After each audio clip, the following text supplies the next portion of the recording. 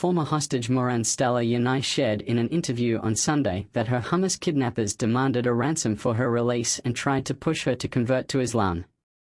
In an interview at an N12, former hostage Moran Stella, who was released on November 29 last year, said that during her captivity by Hamas terrorists, they demanded her father pay for her release, threatening to kill her if he refused, Stella told the interviewers. Stella further shared that one day, around midday, me and 2 other hostages sat in a room, prepared for any scenario that may arise in the adjacent room, where the terrorists were, when suddenly I heard Abuha multiple times. Hearing the repeated phrase which means her father in Arabic, Stella said she began listening more carefully until one of her captors approached and started asking questions concerning her father. She said her captor asked her, "Does your father love you?" To which I replied, "Of course, more than anything." He then asked me, "And what would he give in exchange for you?" I asked him what he meant, and he replied, "How much money would he give in exchange for you?" A man walks dogs near pictures of hostages kidnapped during the deadly October 7 attack on Israel by Hamas, in Tel Aviv, Israel, August 26, 2024. Stella then reiterated to the terrorist that her father would give anything for her return, N12 reported. Stella then continued, saying the terrorist interrogated her the entire day on the same subject, asking how much her father earned, and other socio-economic related questions.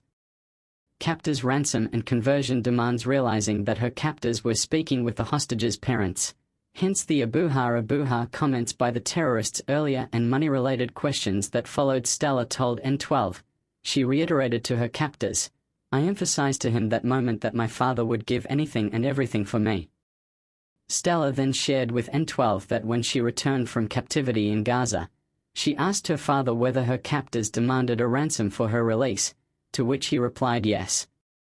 She further said it is still uncertain whether the communication between her captors was to extort money from her family, or part of a psychological torture the terrorists inflicted on her family, N12 noted in their report, with Stella stating, "It is a part of their mind games. They are not playing just with us, but also with our families." She further emphasized, "It does not end in our death or kidnapping. They continue to torture and abuse our families." Almost daily one of them would enter the room, saying would be better for you to be a Muslim woman, and once the terrorist sent one of his comrades to get a head covering to put on me, and show me what it means to be a Muslim woman, Stella further shared with N12. Stay updated with the latest news.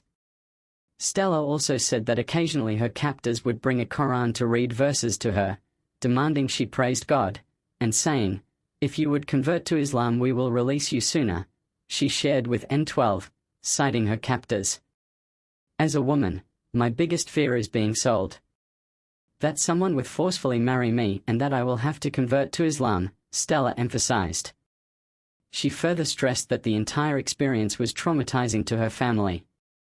Stella said that when her father began receiving the ransom messages, he went into shock.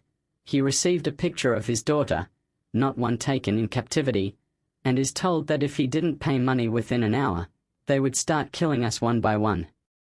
"I try to imagine my father in this situation, being told that in an hour they will kill your daughter if you don't send money. I think about my father, and what goes through his mind. It could break his heart. My parents experienced trauma no less than I did." This is an article from the Jerusalem Post at August 27, 2024. Please check the link at the description. Pictures gotten from internet and may not correlate with the audio. If you like the video, please subscribe. Thank you for listening.